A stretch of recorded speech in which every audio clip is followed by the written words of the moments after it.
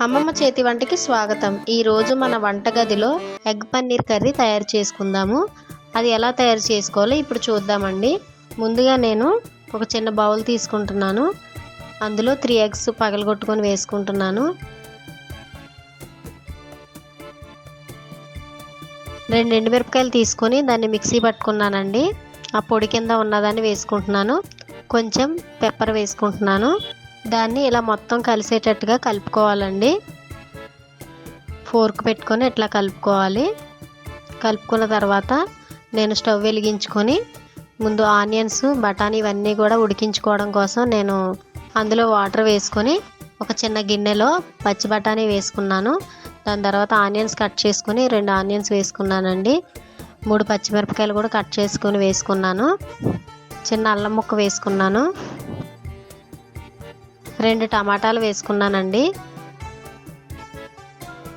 వెల్లుల్లిపాయ రబ్బలు తొక్క తీసినవి వేసుకున్నాను. ఇదిగోండి ఎగ్గు మనం ముందు పెట్టుకున్నాం కదా, దాన్ని కూడా వేసుకొని మూత పెట్టుకొని దీన్ని ఉడికించుకోవాలండి.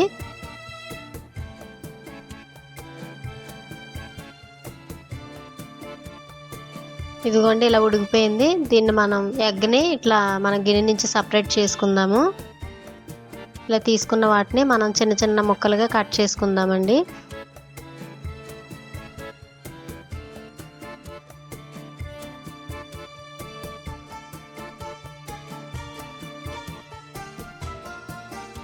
ఇదిగోండి ఇలాగా మనకి పన్నీర్ టైప్లో ఈ ముక్కలన్నీ కట్ అవుతున్నాయి కదండి.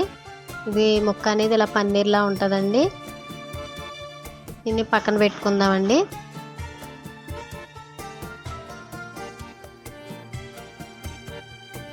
ఈ టమాటా ముక్కలు, ఆనియన్స్, పచ్చిమిర్చి ఉడికించుకున్నామండి. దానిపైన టమాటాల పైన ఉన్న తొక్క ఇలా వచ్చేస్తుంది. ఈ ముక్కలన్నిటిని ఒక బౌల్లోకి తీసుకుందాము. ఆ వాటర్ను కూడా వేస్ట్ చేయకుండా పక్కన పెట్టుకుంటే మనం కర్రీలో వేసుకుంటే ఉంటుందండి. తీసుకొని పక్కన పెట్టుకుందాము.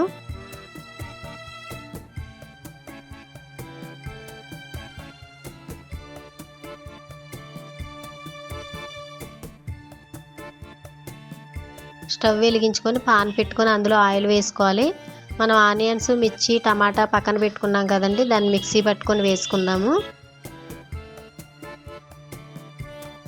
ఒకసారి ఇలా తిప్పుకున్న తర్వాత ఒక స్పూను జీలకర్ర పొడి, ఒక 1/2 టీ స్పూన్ పసుపు, 2 స్పూన్ల ధనియాల పొడి, ఒక 1/2 టీ స్పూన్ గరం మసాలా, రుచికి సరిపడా ఉప్పు, ఒక స్పూను కారం వేసుకొని మొత్తం ఇలా కలుపుకోవాలండి.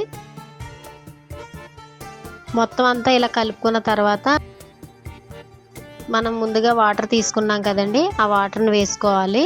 ఆ వాటర్ వేసుకొని మొత్తం ఇలా కలుపుకోవాలండి.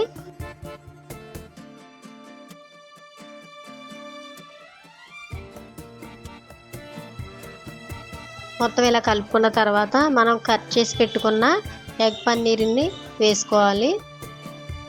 వేసుకొని ఒకసారి ఇదంతా ఇలా కలుపుకున్న తర్వాత మనం ఉడికించుకున్న పచ్చి బఠానీని కూడా వేసుకోవాలి. అది వాటర్లో ఉడికించాం కదండి, ఆ వాటర్తో పాటు వేసుకుంటే మనకి కర్రీ అనేది ఆ వాటర్తోనే ఉడుకుతుంది. ఇట్లా వేసుకొని ఒకసారి ఇలా కలుపుకున్న తర్వాత మూత పెట్టుకొని కొద్దిసేపు మగ్గనిచ్చుకుందాము.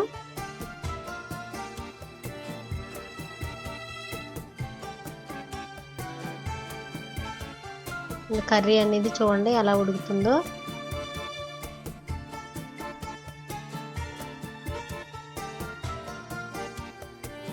ఒకసారి ఇలా తిప్పుకోవాలండి. తిప్పుకున్న తర్వాత మనం కొత్తిమీర వేసుకొని దీన్ని సర్వింగ్ బౌల్లోకి తీసుకుందాము.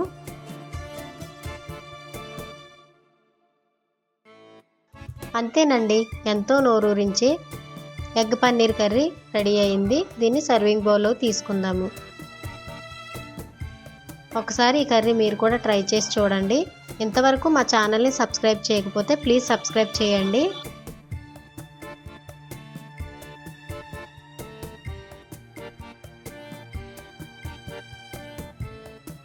Please subscribe Ammamma Chetu Vanta.